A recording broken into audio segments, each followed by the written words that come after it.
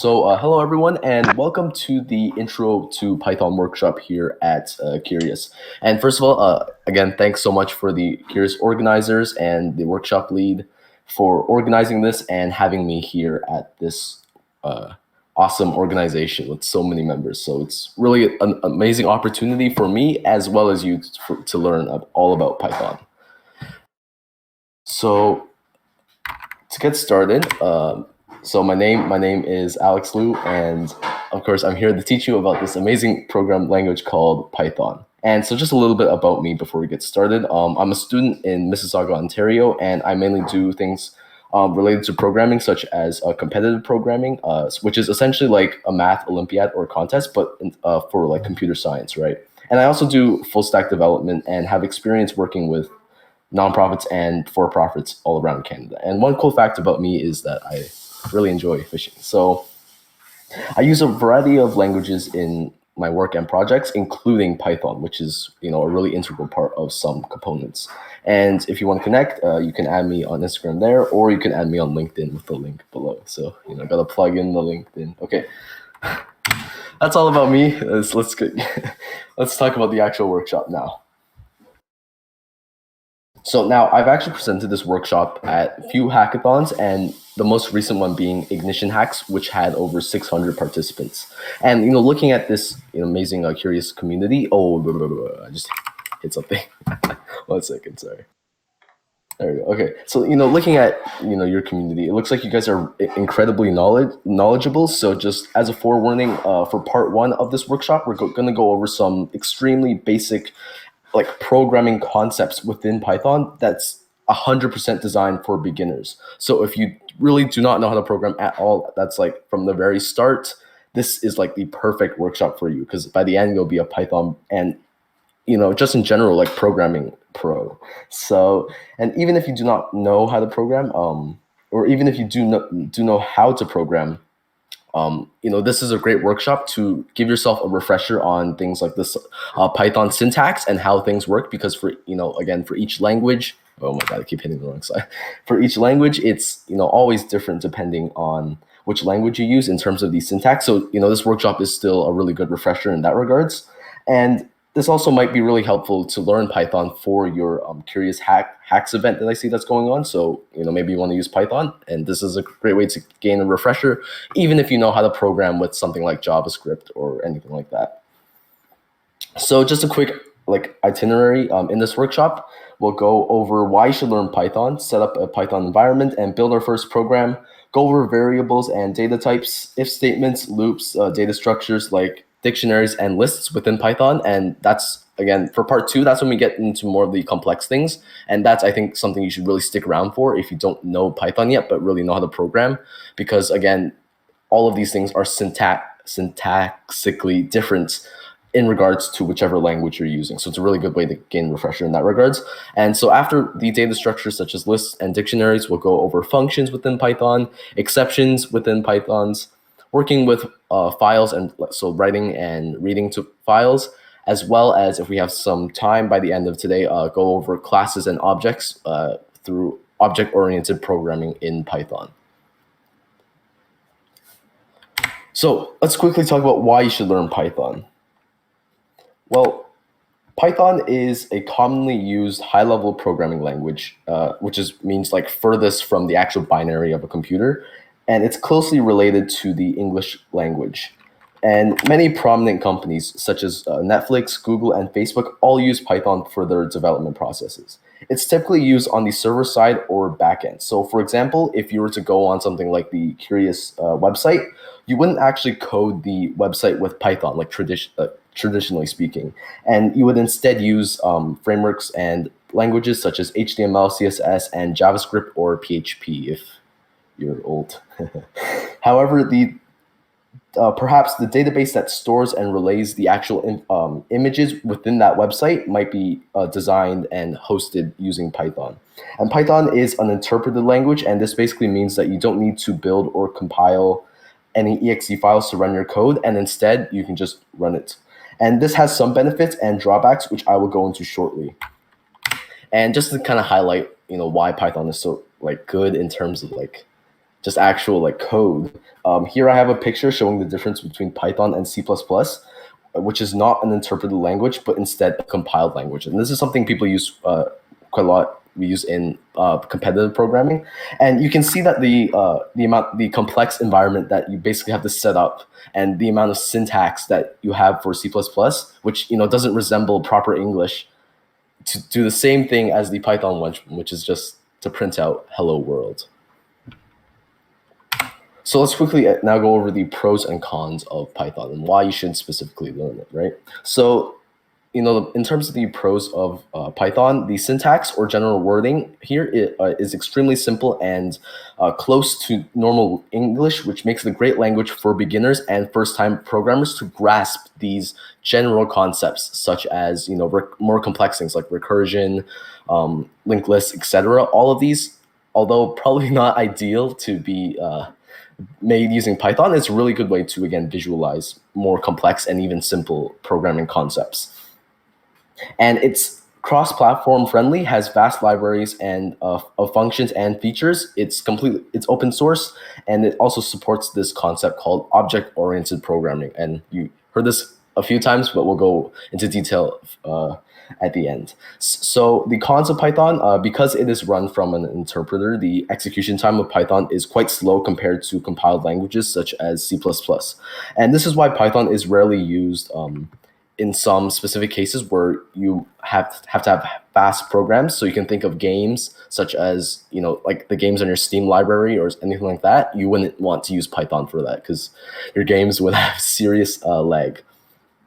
Also, it's quite inefficient in using RAM when executing code, and this is again due to the reasons we mentioned before, in the sense that it's interpreted. It's an interpreted language. And there's also a really weak native environment, which means that Python can't really do much on its own in terms of development. So for example, for web applications, it would be really hard to create, a web app or website using just Python. You would have to use other languages such as JavaScript and HTML. Or even for data science or machine learning, you would still need additional tools such as Jupyter Notebook.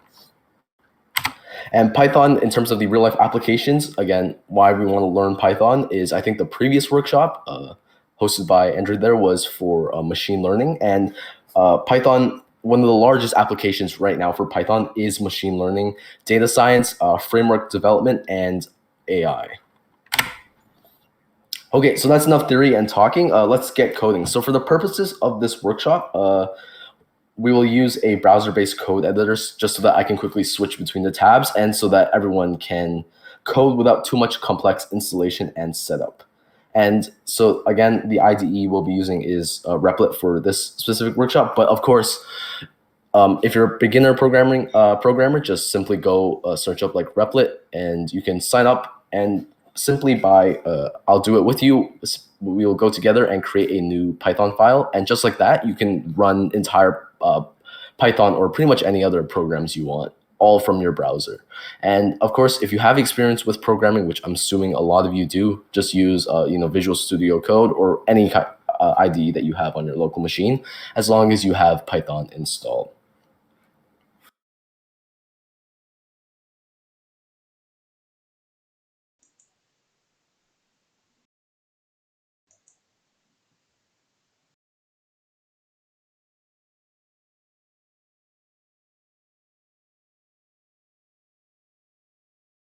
Oh, so in terms of sorry, I think my mic cut off for a sec. Okay, so once you sign up, you'll be on the main dashboard here, and all you need to do to set up, again, if you're 100% beginner, it is like when I first started programming, I think I spent maybe wait, am I sharing? Okay, yeah. I spent maybe like 2 hours, maybe 3 hours installing and setting up Visual Studio Code and making Python work. So if you're a complete beginner, again, Replit is really good. All you need to do is go to replit.com, just paste it here in the chat somewhere. If I can find the chat for me. There you go. Damn, I made a PHP joke. Yes. So again, once you sign up through that link, you can just press sign in with Google, etc. And on the left, you can see something called Create REPL, and that's all you need. So I'm just going to give 2 minutes. At 7:50, we'll get started again, because again, I'm assuming I think most of us here have IDEs with Python set up. But again, if you don't, simply go to the link in the chat for replit.com, sign up using Google with your Google account. Should take maybe 1 minute or so, and then you'll be met with something that looks like this in terms of the dashboard.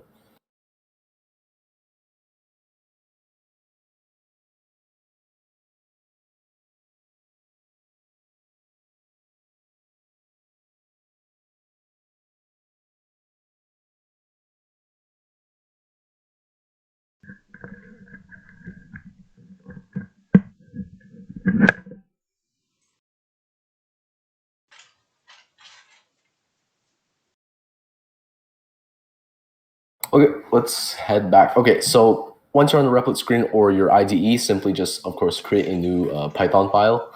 And all you need to do in terms of Replit is you just select the template you want, which would be for the Python language. Give your program a title. For me, I'll just leave it like this. And that's all you have to do to basically get your environment set up to start programming.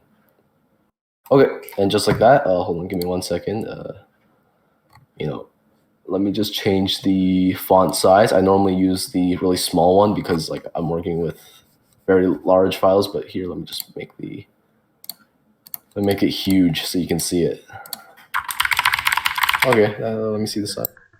Okay, that looks viewable. Welcome to the workshop. If you just came, we just went over some of the theory in terms of Python. So now we're going to go specifically into some of the actual programming concepts.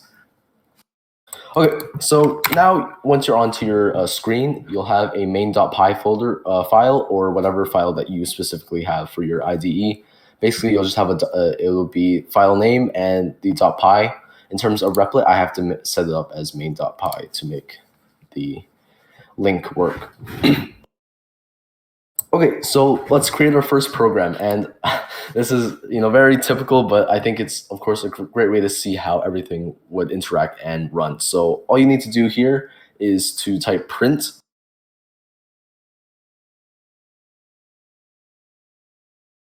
and hello world. Yes, the hello world.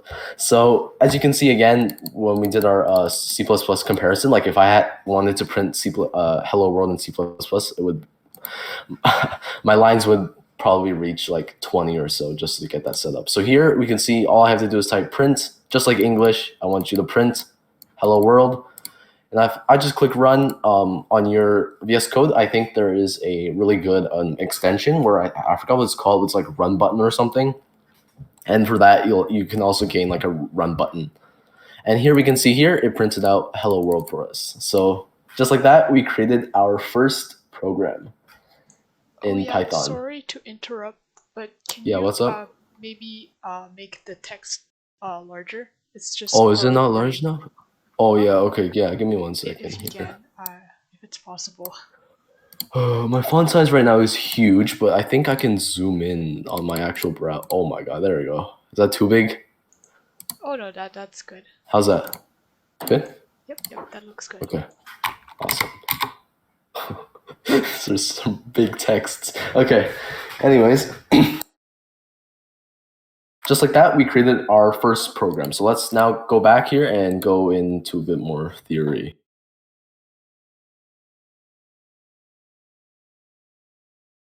So the first thing we'll cover in this workshop in terms of programming and Python theory is variables and data types. So what are variables? And here, well, the name kind of describes it, right? A variable in coding is the same kind of variable as one in math. So I'm assuming all of us or at least in maybe like grade 9.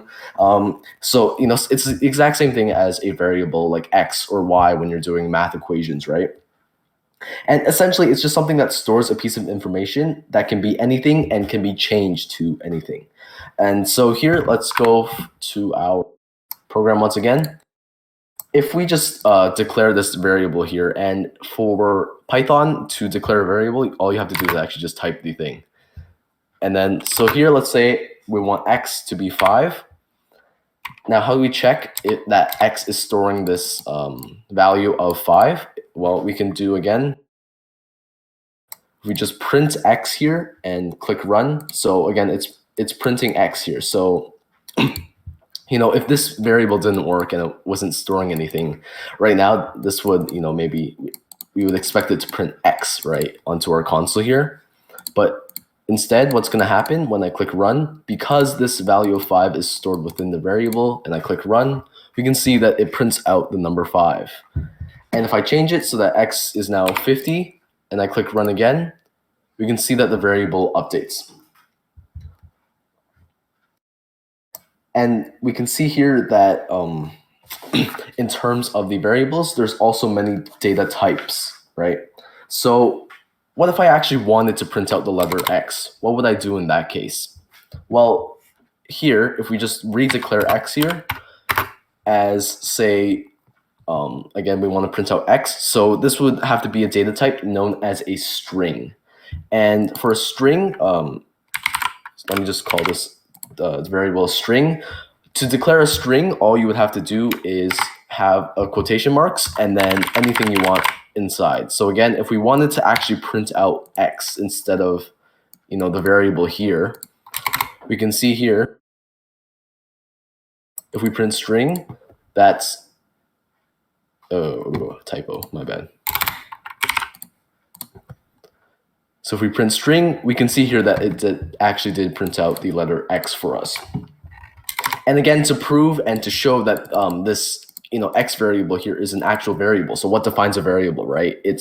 You can declare and change variables whenever you want. So for example, here X is 50. So if we print X here, for the first print, it'll print out 50 as we see here. But if I now declare X as equal to, say, 5 again, and I do print again, I just copy this here and I run this again, we can see here that X, the variable, is the exact same as at the top of the program, except now we can see that it prints out the number 5 instead. And that again shows the concept of a variable, right? Which is just like in math, where it's essentially something that can hold any value that you want. And in terms of the data types, so we mentioned before, there's a string. So we can say here that string.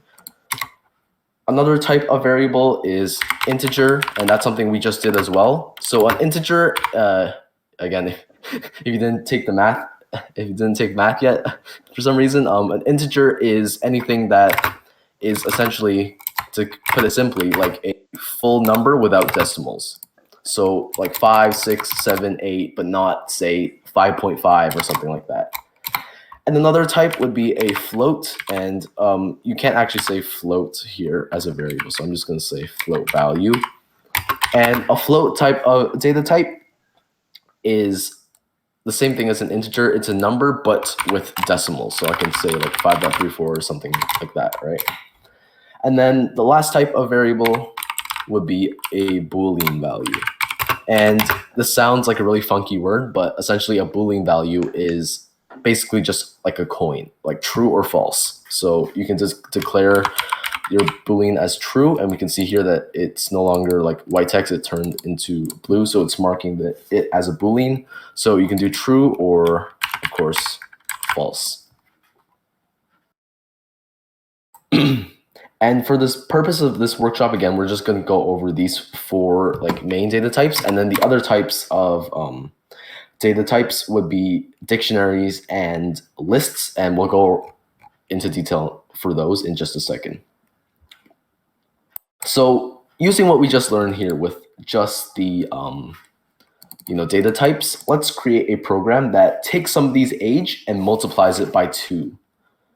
So to create this program, let me quickly just again delete everything. And one more thing I think I should mention again for complete beginners is, of course, what your program and your specific code, it runs from the top down. So if I again say like x equals 5 here, but I want to make x start at 50, I can't put x equals 50 under the x equals 5, because then that would override this one, because again, our code runs from the top to bottom.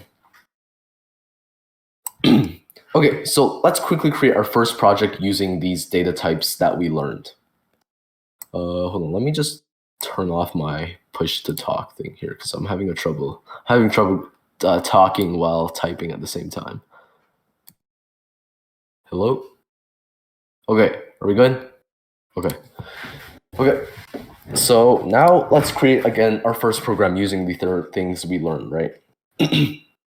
So again, let's create a program that takes somebody's age and multiplies it by 2. So the first thing we have to do, what do we need to do? Let's declare a variable for the user's age that they're inputting. So again, you want to use, there's 2 types of naming conventions that's used within the industry for all of programming. And that's something called Camelcase and I forgot what it's called, like potholes or something. And basically, I'll just kind of describe what they are. So Camelcase is when you start off with the first word within your variable as lowercase, and everything else is the first letter of that word would be uppercase, like a camel's back, right? So for example, if I did user word, right? That would be camel case. Or if I wanted something like, again, user age. And the other type, again, I forgot what it's specifically called, like potholes or something, is when all of your words within a variable are lowercase, but you put an underscore to separate them. So for example, if I wanted user underscore age or something like that. So for the purpose of this workshop, I'm going to use Camelcase because I think that's what Python is used. A lot of people in Python specifically use Camelcase for the things. So again, let's quickly declare our first variable. So it's going to be user age, and that's going to be our variable. And what do we want this to be equal to, right? We want to be able to take the user's input for this. So in that case, we would have to use something called the input function. So if I do input, again, Python is really simple in the sense that a lot of these, functions that you want to interact the user with the user's console, such as print, input, etc., is literally just what it's called. And if I do it just like this and print the user age, we can see here that nothing's happening in the console, and that's because we have to type something in. So if my user age is 10, I click that, you can see it prints out the variable. And another thing you can do with the input is within the input brackets, if you declare, if you type in a string in there, it'll basically show that prompt, it'll print out that string and then take in the user input. So for this program, if I just say, enter your age, right? And there's no spaces for strings. So you gotta always check to create your own strings when creating programs. So here we have a space, extra space so that it looks good. And here, if I click run, and hold on, let me just reprint out the user age here. You can see it asks to take my age, and if it's 10, you can see it returns 10. So what do we want to do with this program again? And that was to double the user's age, right? So take in their age and return what they would be when their age is doubled. And in that case, that's going to go into our next thing, which again is working with variables and specific mathematical operations. So again, it's the same thing as math, where if you take x and multiply it say by 2, then you have 2x. And it's the exact same thing in programming. So to multiply the user age, I can go here and type user age is equal to, and what do we want to do is we have to make sure that it equals to itself multiplied by 2 or whatever operation you want, like user age minus 1, user age plus 5, etc. So for our purposes, the actual operations within Python, there is a star for multiplication, of course, minus for subtraction, addition is the plus sign, and division would be the slash. So if we want to take the user age and multiply by 2 here, we're going to be multiplying by the age. And one more thing I should mention is you could do this in a shorter syntax like this, where you just take user age, your operation, and then equals to the number that you want to multiply by. So for in this case, 2, right? But I'll just leave it like this so that it's kind of easy to visualize what's going to happen. And here, let's print out the user age. And something interesting is going to happen here. Do you guys think it's going to run? remember, in terms of the variables and data types, as we're going to see when we run this program, and let's type in my age. So let's say I'm 20. We can see, that's weird. My age doubled. Mathematically speaking, is not 2020. It's 40, right? And that again goes into our concept of the data types. And so basically, you cannot mix data types with each other. And in many cases, it'll give you weird things where it literally, again, the computer is not like a human, right? And it'll literally double your string here. So the default data type for an input function would be a string. So to convert specific data types to the one that you specifically want, which is again to multiply something by 2. So if you multiply a string with 20 by 2, it's just going to print the actual string twice with each other. So to change this, all you need to do is to just change the actual data type of the input function into int and wrap it around like that. And now we should be able to get 40. So if I do 20, here we can see now it finally prints out 40. So just like that, we use the types of data types, learn how to convert between each type of data type. And again, there's int, you can do float, string. This one you have to be careful about. It's not complete. It's just not string, but instead str. I guess Python just wanted to make it simpler. But just like that, we learn how to convert data types. We learn about the data types, how to do operations with each data type, and learn how to, of course, take in the user input. Okay, so now we're going to go over something called if, else, if, and else statements. So again, if you know how to program, the concept is still generally the same, but again, this is specifically designed for complete beginners. But this will still be a really good opportunity to kind of learn how Python uses and runs the if statements. So in terms of the if statements, again, Python is a really good language in the sense that the language itself is very related to English. And here, for if statements, the function kind of describes itself. For example, if the weather, so basically it kind of describes itself. And the basic structure of an if statement is that, like, if this happens, then this happens. Like, so it's just literally if this, then do this, or if this, do this. So for example, if the weather is sunny today, right, I'll go have a picnic. And that's basically literally if statements. Oh man, my throat. Okay, so now let's go and cover else if statements. So you have to place an else if statement after an if statement, and otherwise it won't work. And you'll see why in just a second here. So essentially, an else if statement is saying that if the first if statement doesn't happen, then check the conditions in this current statement. And back to our example of planning, say, our day, if the weather, so basically, our analogy here, basically it's like, if it's sunny today, I'll go have a picnic. Then if it's not sunny, then if it's cloudy today, then I'll go to the mall. And then we have an additional else if statement, and if it is not sunny or it's not cloudy, then if it's rainy, I'll go splash in the rain. And finally, there is the else statement. And this basically says that if each of the conditions for the if and else if statements fail, then always run this in the end, no matter what. So in our example of, again, planning our day here, basically we can say that if all of these conditions don't happen, then so essentially if it's not sunny, cloudy, or rainy, or if it's if it's raining meatballs or something like that, if there's a hurricane, I will just stay in my house if all of these don't work. And so let's go and see the if statements in action in actual code.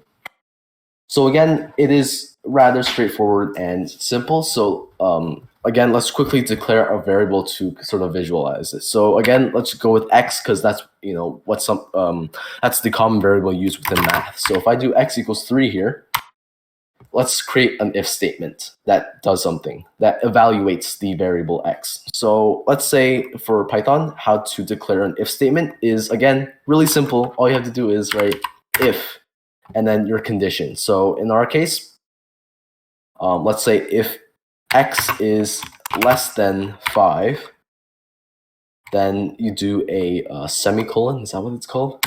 And then your operation. So in our case, let's print out that x is a small number. And just like that, that's basically an if statement. So here we can see that x equals 3, so it should print this out. So if I run this, you can see it prints out that x is a small number. But what if I make x 100? Here we can see it doesn't print anything, and that's because it failed to meet the conditions of this if statement. And the types of conditions that you can have within Python, it's a very extensive list technically of what you can have, but the main ones, again, it's just like in typing or in English or math. So you have the less than, more than, equals, but here's the important thing, right? We declare our variable, we declare our variables with, x and then the single equals. So to check the equals within an if statement, you would have to do equals equals. And then there's also a mix of these, so you can do less than or equal to, or again, less than or more than or equal to. And that's pretty much it in terms of just the main sorts of comparisons you can do. So now let's quickly create an else if statement. And in the case of the syntax for Python, you actually shouldn't really type else if, but instead just elif. So again, Python is making this really simple for the users. So in our case, we want to capture the bound of 5 so that if the number is 5, we want it within this range. So let's just say if x is more than or equal to 5 and x is less than 10. So again, we're going to talk about and go over these two specific types of comparisons you can do in addition within your if and else statements, and that's essentially the and or. And again, these are pretty self-explanatory. It's basically now saying that if x is more than or equal to 5 and this has to happen, then do whatever operation is within the if statement, or else don't do it. And the or is different, where instead that would say if x is more than or equal to 5 or x is less than 10. So it just has to meet one of the conditions, not both. Then do whatever is within that function. So in our case, let's just say here that if x is more than or equal to 5 and x is less than 10, let's just print out x is a medium number. So in our case, let's check this again. So maybe let's put x as, say, 7. And we can see here that it prints out that x is a medium number as opposed to x is a small number. But again, if I switch x back to something like 2, which would then be in the bound of the first if statement, we can see that x is now a small number. And finally would be the else statements, and that's if everything else fails, then do this. So in our case, let's just say else print, and for else you don't have any conditions because again it's saying that it'll happen after all of these regardless if everything above fails. So in our case, let's just say let's print x is a huge number, and in our case let's just say if x is 100, we can see here that x is more than 10 but x is less and x is not less than 5. X is definitely more than 10. We're going to see that it's going to print out that x is a huge number. You can see here that x is a huge number. But again, if I change x back to 8, you can see x is now a medium number. And that's pretty much else if and else statements in a nutshell.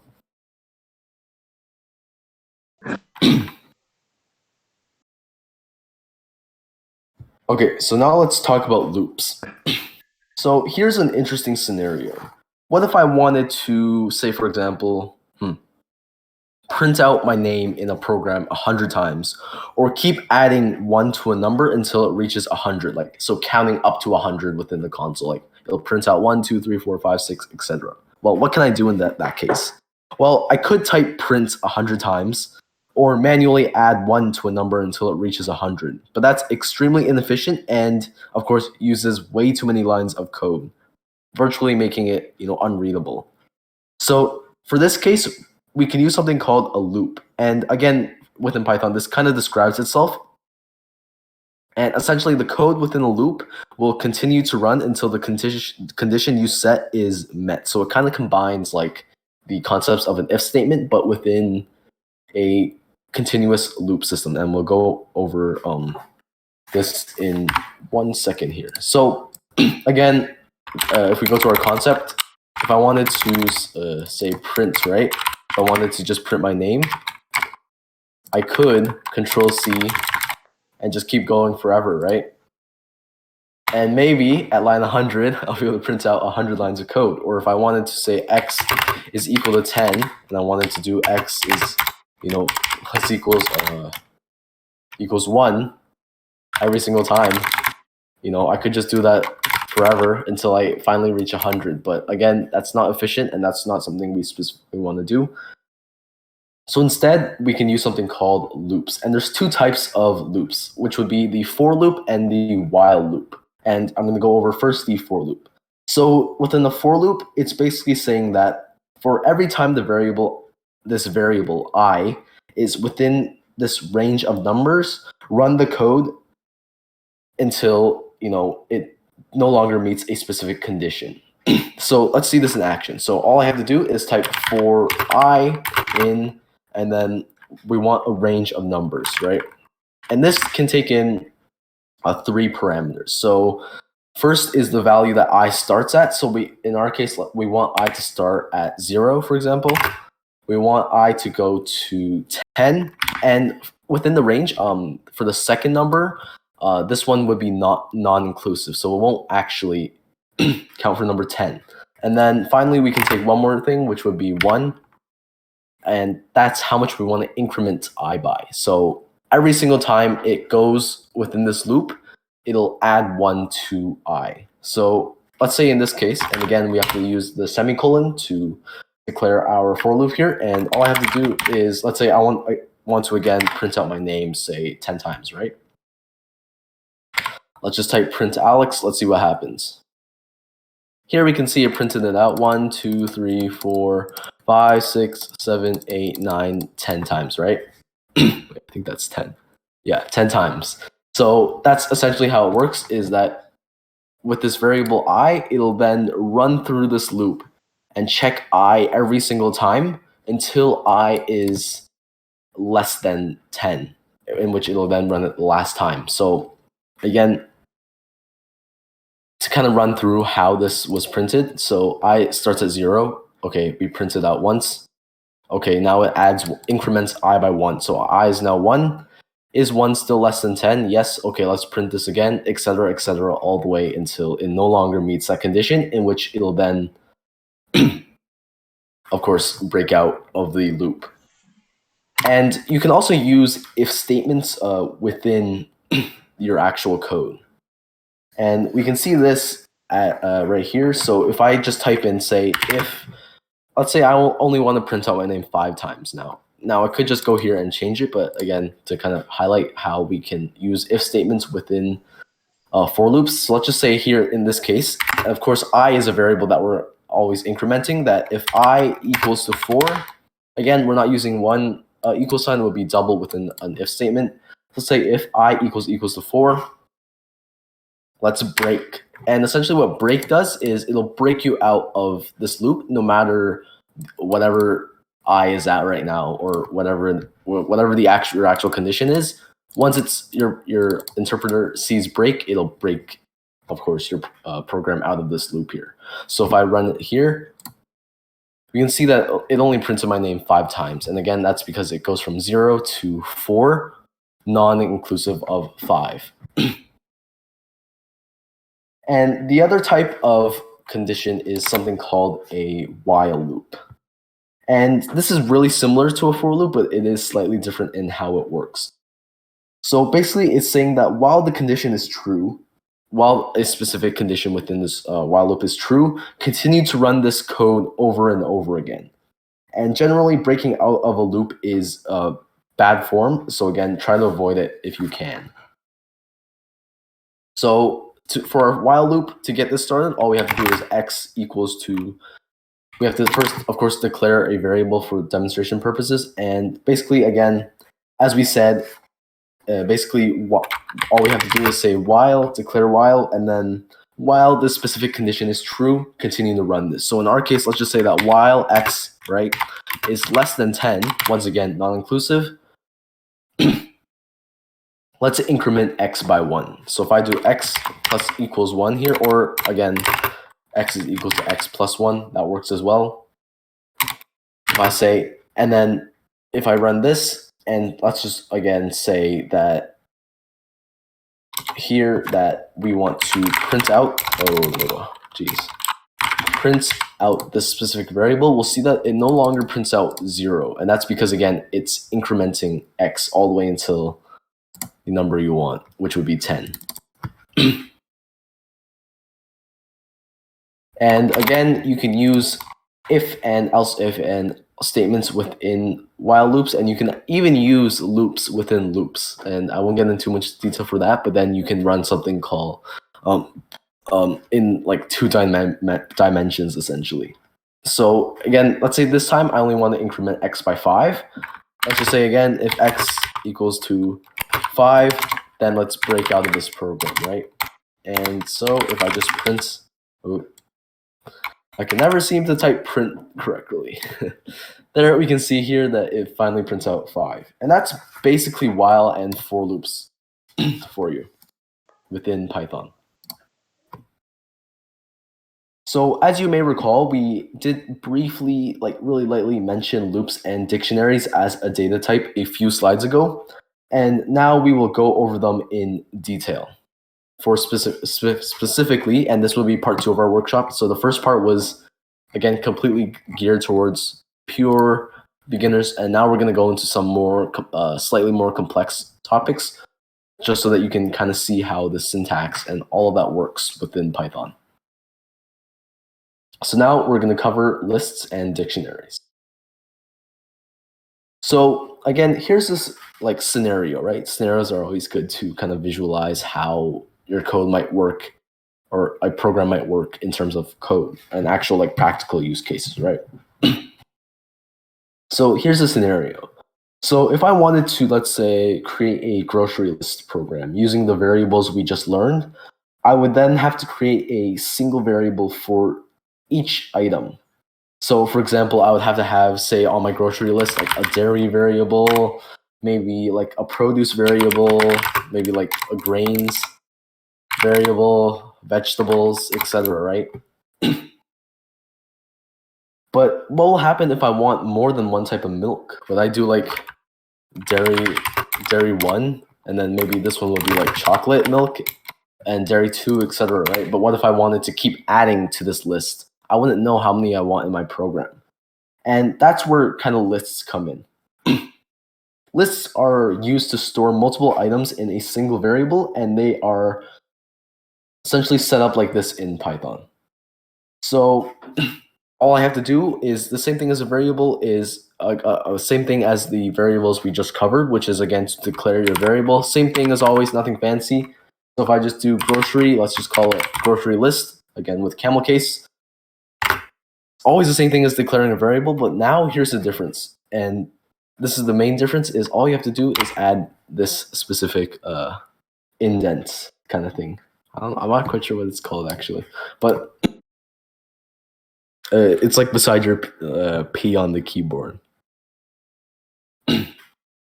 So essentially, within your list, you would then have your data types. So in Python, some other languages, they'll give you some trouble if you have, let's say, like a Boolean value with an integer and then maybe like a string all in one list. That might be problematic, but Python actually it doesn't matter. So I can have like 5, etc., and then maybe like a string after within my list, and it wouldn't make too much of a difference. So in our grocery list, let's just say there's a couple things we preemptively have to have, right? So maybe apples, let's say milk, and maybe one more thing like maybe eggs. Sure. So we have three things in our grocery list, and that's essentially how you populate a list within Python. Is you type in the value that you want with separated by a comma. You don't have to do this space, but again, it's just good for syntax. And what would happen here if I just printed out my grocery list? What do you think would happen? Well, if I run it here, you can see it literally just prints out my entire list within this format.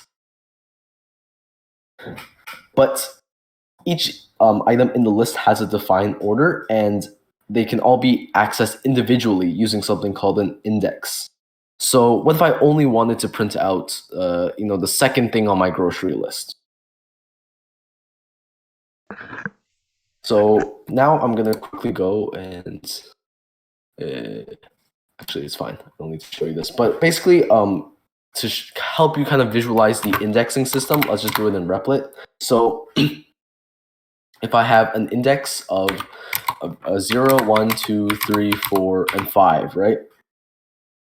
Using this index, essentially, to access the first item, it's basically just counting by like numbers on the list. So again, if I had this grocery list, maybe number 1 would be apples, milk, and eggs. So the only thing you have to pay attention for that's different from the traditional list that we use in our daily lives is that for an index, the first value always starts at 0 as opposed to 1.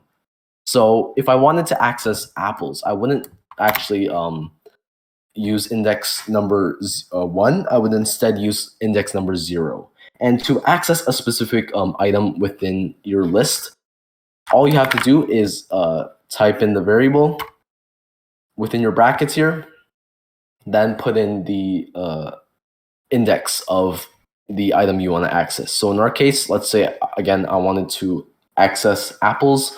If I type in 1 here, and then this would act as an individual variable, so I can print this entire thing out. So what would happen if I actually did this here? It prints out milk. And again, that's because the index system is the exact same thing as like a list in your normal life, except of course the only difference is that it starts from index 0. So the first one with apples would actually have to be accessed with index number 0.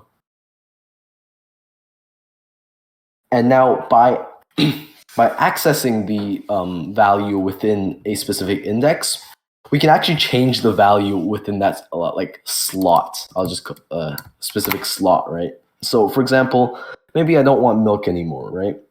And instead I want to purchase a banana on my index. Well, all I have to do is the same thing with updating our variables, but now with the specific index brackets, right? So we can see here that milk is index 1, so I would just do index 1. Same thing as a normal variable, and let's say grocery list at index 1 here is now equal to banana. And if I print out the entire list, for example, print out the entire list, we can see here that it actually changed my list to just bananas. And so 2 more things to talk about. I'm going to try to breeze through for the sake of time, would be appending and inserting items within lists. So again, with our grocery list, what if I wanted to add something at the end of my list? Like, okay, I need one more thing, right? Well, all I need to do is to just type in grocery list, and then you would have to use the .append function, which is like this, .append, and then your specific item you want to buy. So let's say, after this was changed to say banana, I actually kind of want milk again. So I just type in .append milk. And here, we can see here that if I print out my grocery list, it added that to my actual full list. And then one more thing is the insert. And this is the exact same thing as append, except you can select the value that you want to change it to. So, one of the most important thing, let's say toilet paper. Oh no, I need toilet paper, right? So I would just do grocery list.insert, and if I want to insert this at the first index, for example, it'll shift all of your other items to the right. So if I wanted to insert, let's say, again, TP, that's priority on our list. All I have to do is to list the specific index and then the value that I want. And that's where it's going to push it into my list. So if I print it out here, we can see that TP is now at the front of our list, and that's append and insert.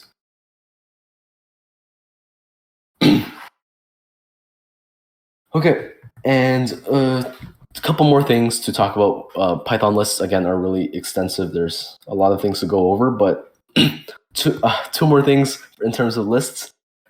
Let's say I wanted to efficiently go through a specific amount of items in my list. So let's say I'll just add a few more values. So let's say like, here.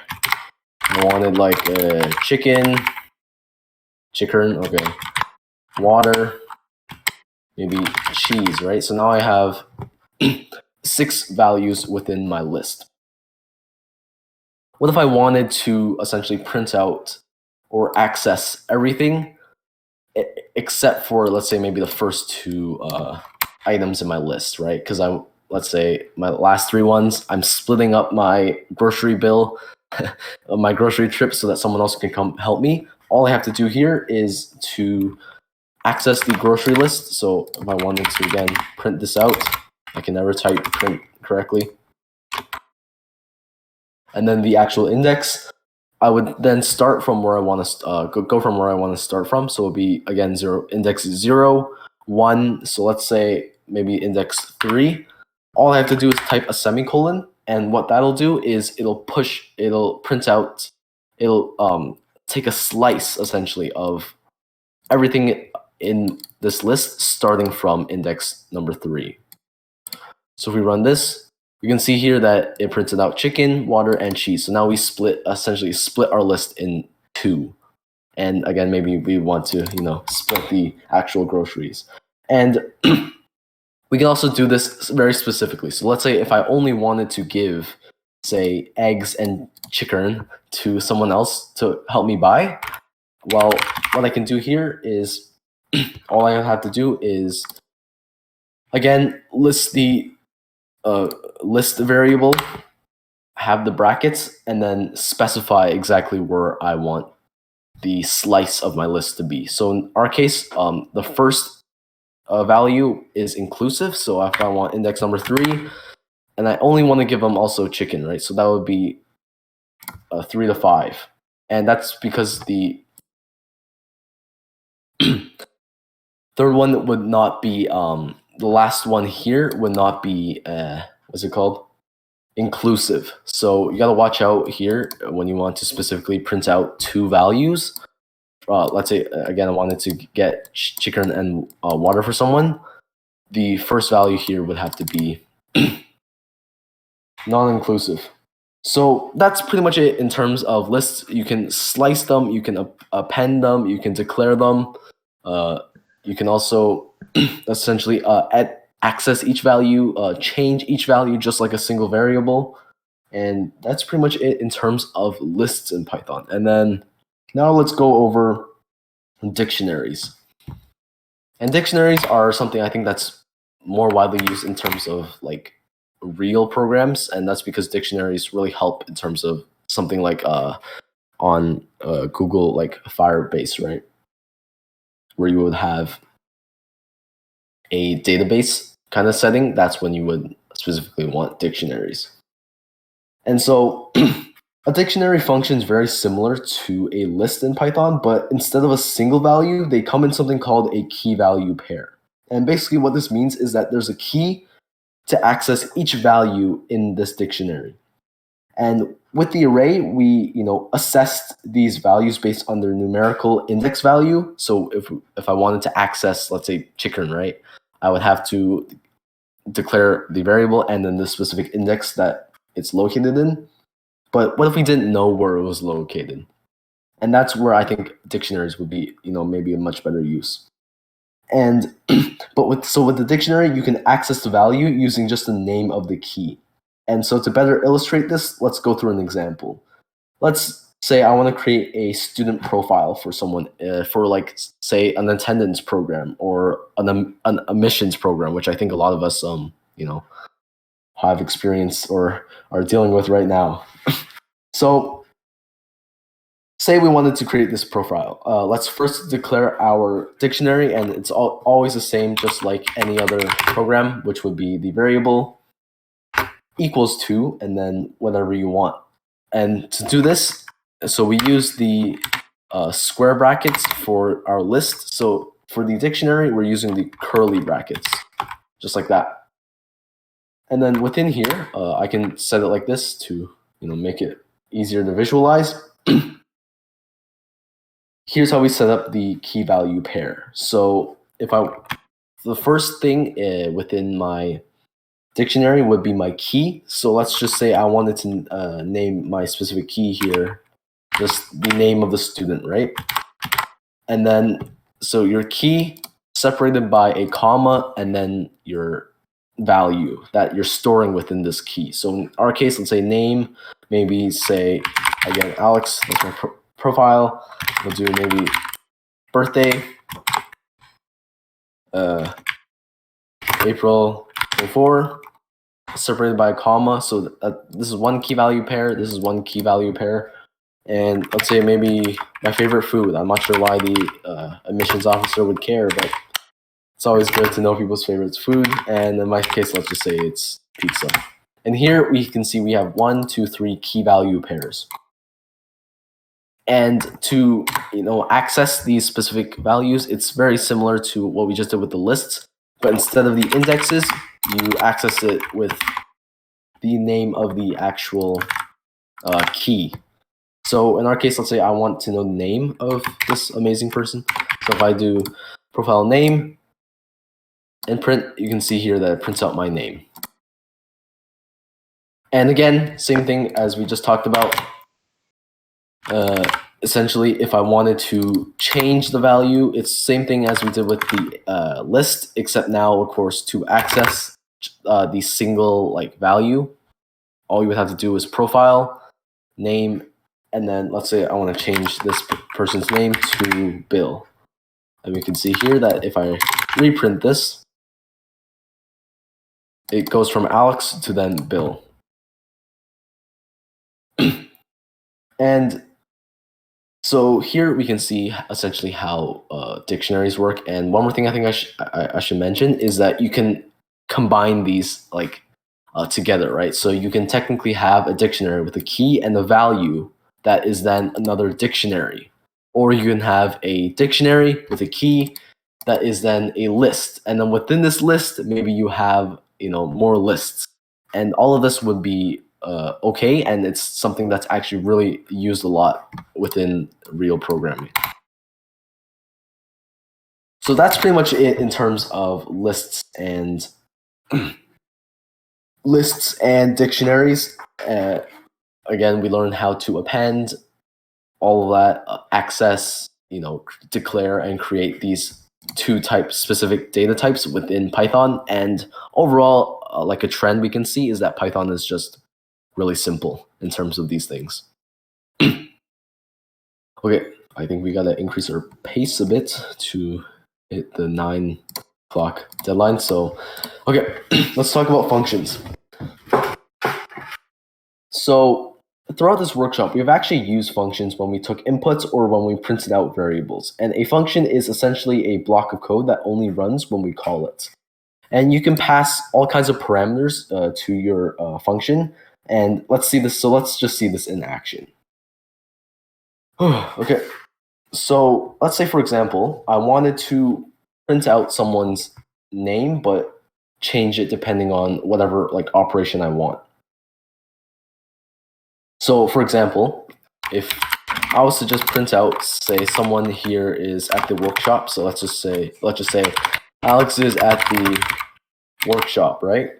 And I wanted to print this out. We can see that Alex is at the workshop. But what if I wanted to change it depending on who's actually here at the workshop, right? What if I wanted, say, Mr. Schuzel or Mr. Turtle, right, is at the workshop? How do I do that in an efficient manner so that all I have to do is do a single line and not, this custom typing that I'm doing right now? Well, first, let's set up a function.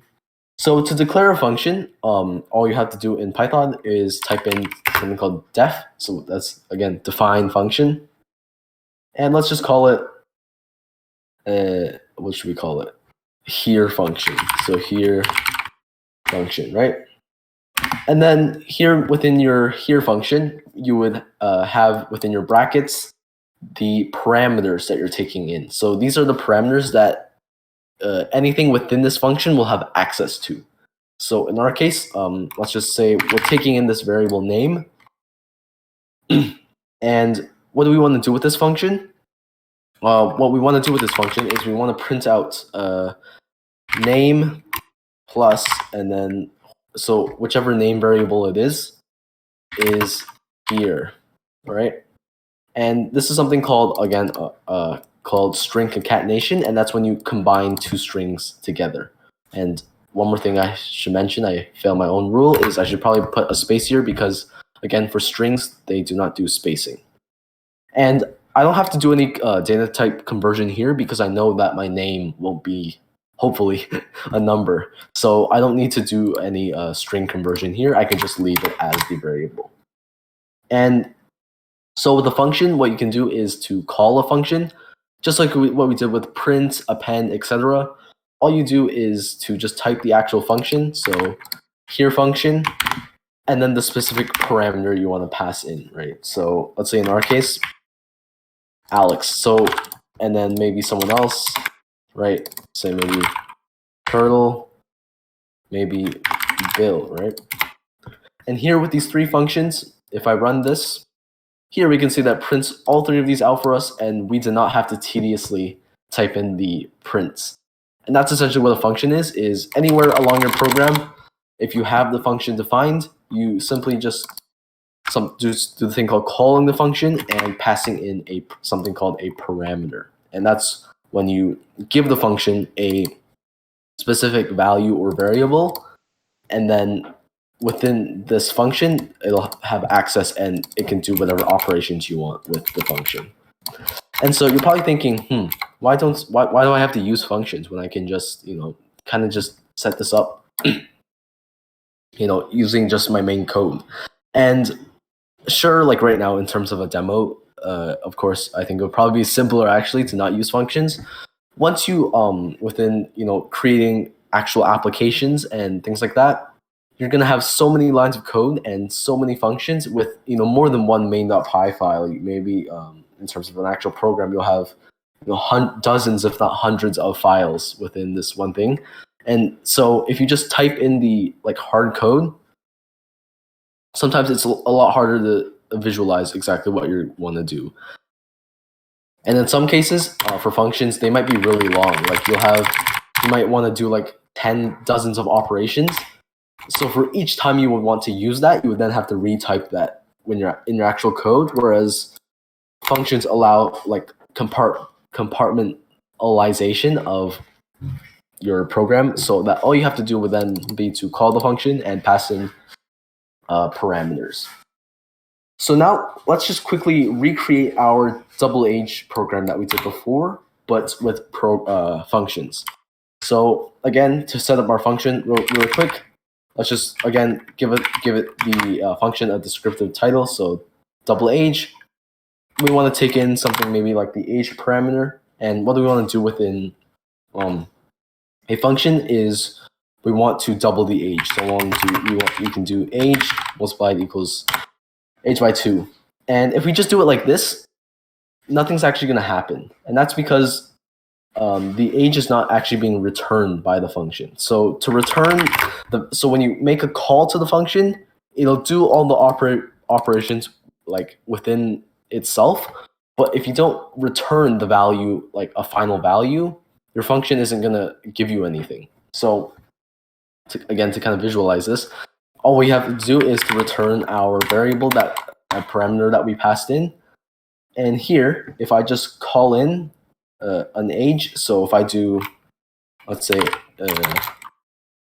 my age equals 10, and then I want to call my specific function, all I have to do again to help you visualize this is let's just create another variable called new age, and we'll make this equal to the function of our double H function here, passing in the parameter of the initial variable. So new age equals to double age, pass in the parameter of my age.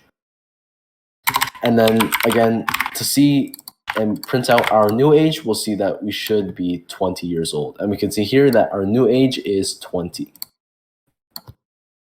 And just like that, that's pretty much, again, a simple view of how functions work within Python. So next would be exceptions and exceptions and try blocks. So while the programs we create now are like visualizable and simple, there's many cases when your program can crash. So for example, if we want to take an input for like number, what would happen if because these kind of errors happen all the time when we mix the data type. So if we want to like say multiply a string or something by when we want to actually multiply an integer. So what would happen? So with exceptions and try blocks, we can actually avoid our program crashing. And so in terms of what a try block is a try block essentially lets you test a block of code for any errors, and then the except block is something that'll let you handle the error if you happen to get one.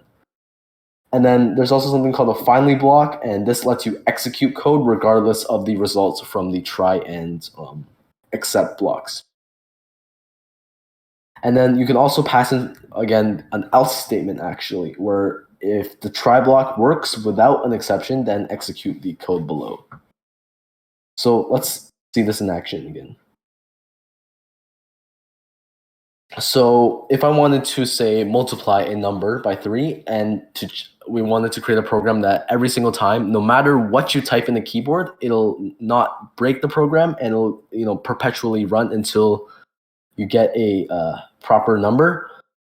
Basically, first we would create a while loop, and this is a very bad practice of creating a while true, but for the purposes of demonstration, I think it's pretty good to kind of see. So basically, while true, anything within this while loop right now will be essentially running forever. There's nothing that will break this because we don't have a variable that's true or false. And so within this while true loop, let's create a try block. And again, Python is very straightforward in terms of the naming conventions and all that. A try block, for an if statement, you type if. For a try block, you type try. And so within this try block, let's declare a variable number, and let's equal this to, let's say, again, we want to convert the data type of integer, and we want to input, give me a number like that. And so basically ideally what our program does here is it takes in this number string, and if possible, it'll then convert it to an integer and then do a specific operation. And in our case, that's going to be, let's say, new number is equal to the number times 3. So what would happen if, say, we got an error? And that would happen when we don't give it a number. So Python can convert strings that are numbers into integer values, but if you type in like a bunch of gibberish like letters, obviously it's gonna crash because you cannot pass in a letter into a number. And so to catch this error in case the user tries to do that, what we can do is start creating our except blocks. So we do except value error. Let's just print out like an error message. So in our case, so if the program gives us a value error, we'll just say a value error occurred. And then we basically have to think and try to catch, like, there's all kinds of errors, like type errors, etc. But for our purposes, we're just going to keep it to 2.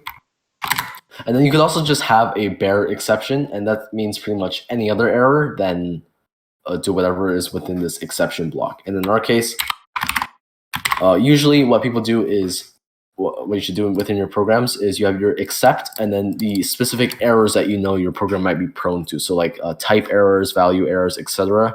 And then finally, you then have an empty except block, and that's just for anything that is unknown. So in our case, we're just going to type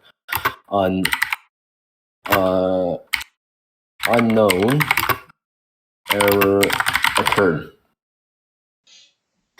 And then let's just, again, as I talked about, we can use else or finally statement. In our case, let's just use an else statement. So else if everything works and we don't have these exception errors, then what we want to do is we want to print out the value for new number, which we know would work correctly. We want to print that out and then break out of this loop, which would end the program. And so if we run this, give me a number. What happens if I type in a bunch of strings? I'm going to type in a value error because, again, these are two different values that it's trying to convert to, which obviously cannot happen. You can see here that it'll never actually crash my program. It's just going to type in this error. Whereas if I now give it a proper number, we can see it multiplies it by 3 and gives us 60. So that's pretty much try, except, else, and finally blocks within Python. Again, straightforward. Python is amazing for its very similar to English syntax. Okay, how much time do we have? We got 10 minutes? Okay, we are good. Nice. Okay. I am a lover of pizza. Yes.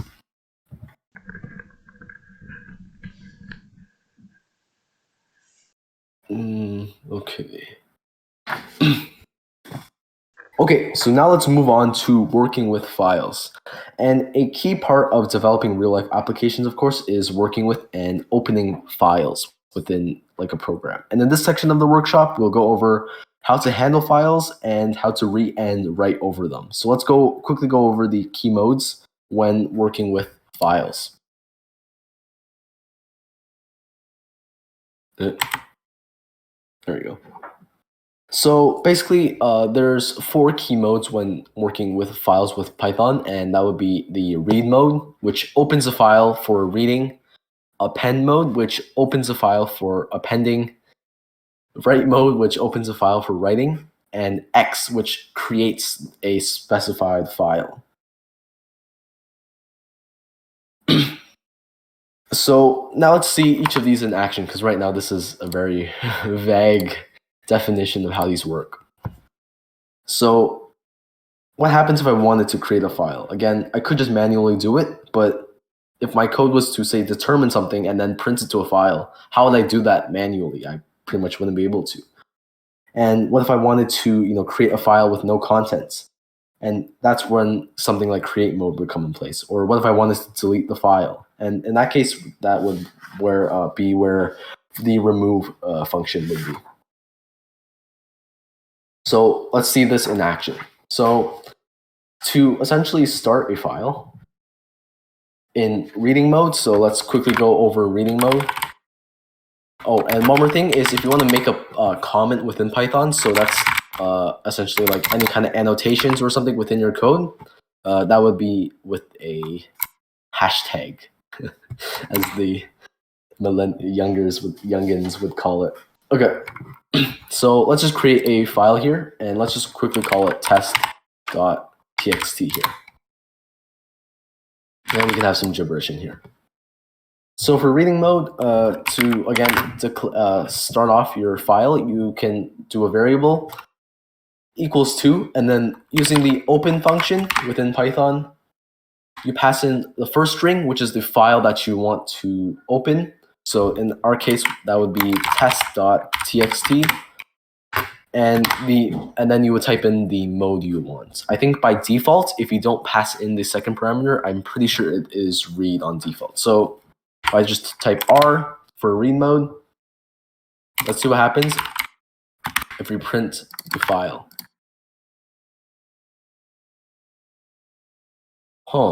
We get this very interesting string of text here.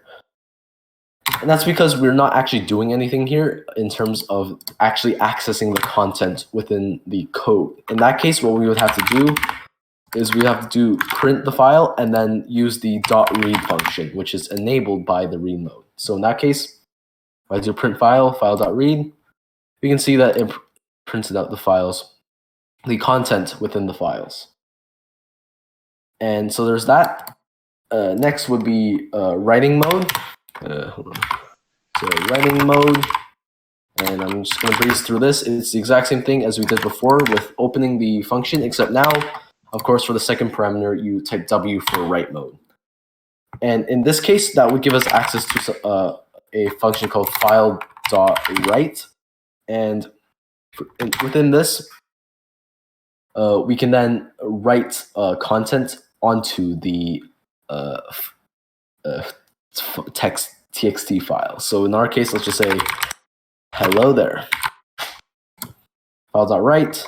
And an important thing you should do in terms of the writing is you have to do something called file.close. And this pretty much just seals the file so that Python knows that there's no more processing to be done. And then it'll update the text file. So if I run it here, hello there, we can see that it replaced all of the text within, or all of the content within this external file with whatever content we're writing to it. So for the write mode, it essentially replaces everything, okay? And so now let's see the difference with append mode.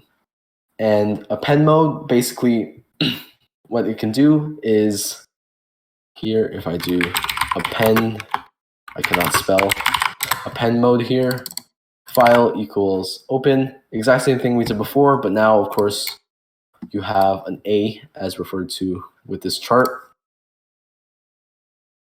And with this, what we can do, again, is a file.write. If I write wow here, let's see the difference of what happens when we use write mode. You can see that append, again, what we did with the list is it does not completely replace what's in the file, but it instead adds something. It adds on to the bottom of the file. And that's pretty much it. There's also making files. You can also make files with append mode, but I won't get into that. Basically, the only difference is you just type in something that doesn't exist and it'll create the file for you. But yeah, that's pretty much it. And then the last one would be create mode, right? And that's, here, I'll just type it out, create mode. And that's when you would want to specifically create just an empty file. So again, same thing. I do file equals open, the name of the file that we want. So in our case, let's just call this one text test2.txt and x. If we run this, we can see that it actually created the empty file for us, and append mode also created a new file for us if it doesn't exist, with appending the wow string. And yeah, that's pretty much it in terms of files. These are the three types. Of course, you're not limited to TXT files. You could also, I think, again, TXT files are really good for illustrations, but mainly I think you would be working with specifically JSON files, which is very similar to a dictionary. And there's actual modules for that within Python, which we'll go over soon. We're going to go slightly over time here. And again, if you want to remove a file, you have to import the OS module and do something called os.remove, and that would remove and then specify the specific file that you want. And that's how you would remove a file within Python. Okay.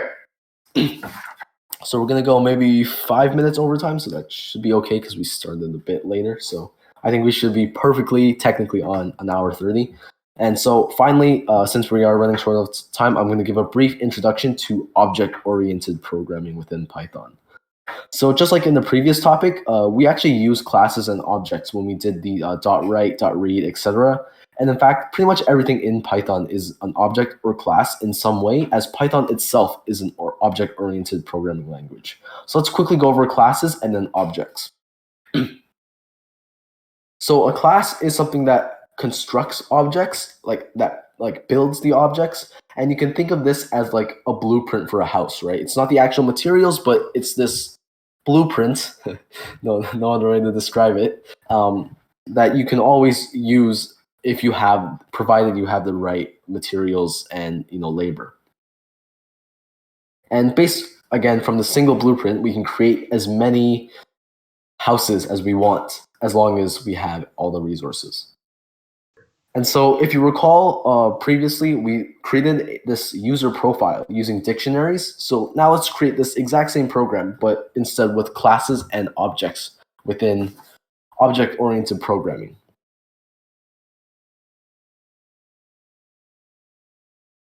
So to declare a class, again, love Python for their very simple syntax and setting up. Basically, all you have to do is type class, the name of your class. In our case, let's just call it profile, and then define an init function, and this basically initializes the parameters within your class. So if I do definition underscore underscore init underscore underscore here like that, and then you have to pass in something called self, and then these specific parameters that you want. So in our case, let's just do name, age, and what did we do before? Was it food, right? Yeah, food. So in that case, what we could do is we then write self dot name, and that's basically calling the self function that you're passing into the parameter, into the function of the class, and we can say equals to the parameter of each one. So we can do self dot age is equal to age, and self dot food can make this equal to food. And within this class, we can then see kind of how it would all work out. So by doing this self dot initializations, basically this actually saves us a lot of time, because otherwise what we would have to do is, let's say we would have a single user, which would then have to be equal to the profile class, and then each one would then be user dot name equals whatever, user dot age equals whatever. But by doing the self, we're essentially eliminating this function, eliminating the need for this, which makes it really complex, by using the self declaration here, which initializes it so that all we have to do is essentially pass in these variables within our object, just like kind of like a function. And we'll see that in just a moment. So let's create this specific user, right? So to create this user, all I have to do is to type in a variable, same thing. So let's just call this person user equals to, just like a function, you do your profile class first, and then the parameters that you want, that you should have. So now in our case, for our profile, it would be name, age, and food. So in our case, let's just say Alex, age is 10. Okay, I'm 10. And my favorite food is wings, right? And this would essentially allow us to create, again, with this concept of like the blueprint, an infinite amount of users using just this simple single class. Whereas if we were to do this, sort of like brutally, we would have to, of course, have all of these lines. So like we'd have to have like a dictionary for each person, which would, of course, be really complex, and you're also missing out on all the features of classes. Specifically within classes, you can also have functions within classes. So in our case, let's say I want to display the actual things for the profile, just like we did before with the dictionary, right? So I would just have to declare a function, and in our case, let's just say profile display. And then the only parameter you have to pass in for these would be self. And using self, you can then use any other parameter that you passed in. So in our case, let's just, again, keep this really simple. I want to print out, say, a string, a list of all of the items, all of the parameters that we just did for the user profile. So I can do, say, my name is something like this, plus, and then we can just pass in the self.name like this. Same thing here for maybe my age. So I can do here, my age is, and then self.age, but here's the issue again with data types, right? If we know that age is most likely, I think for our purposes of our program, going to be a integer, we cannot combine an integer with a string. So in that case, we would have to first do a little bit of data type conversion by converting the age into a string so that we can print it out. And you could do this in one print line, but again, to help you kind of visualize how it's going to work. And then one more thing would be my favorite food. So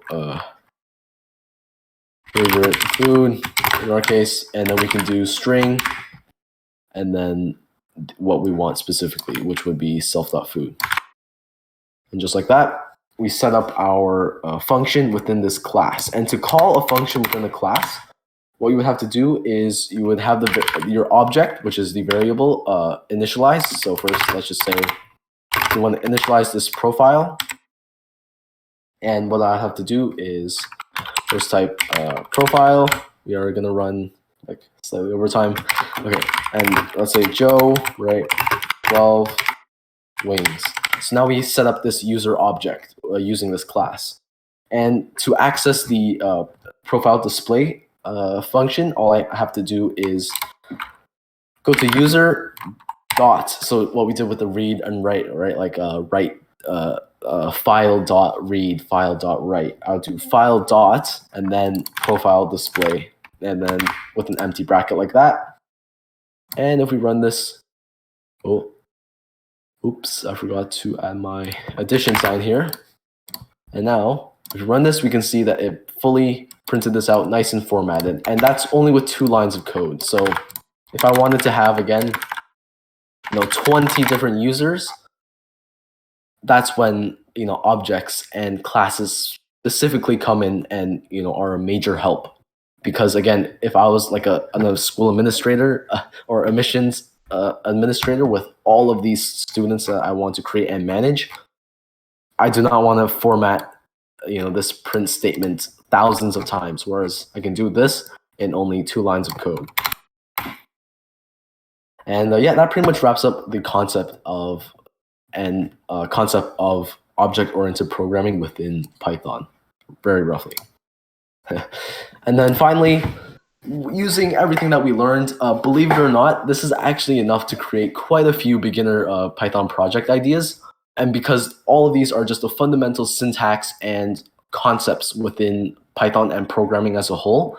And once you get the hang of these like core concepts, anything else is just additional, like just the like details, right? Of like say accessing APIs, things like that, where it would be the same thing as if you were to use like a TXT file or whatever, right? But instead you're accessing, say, a database that's live.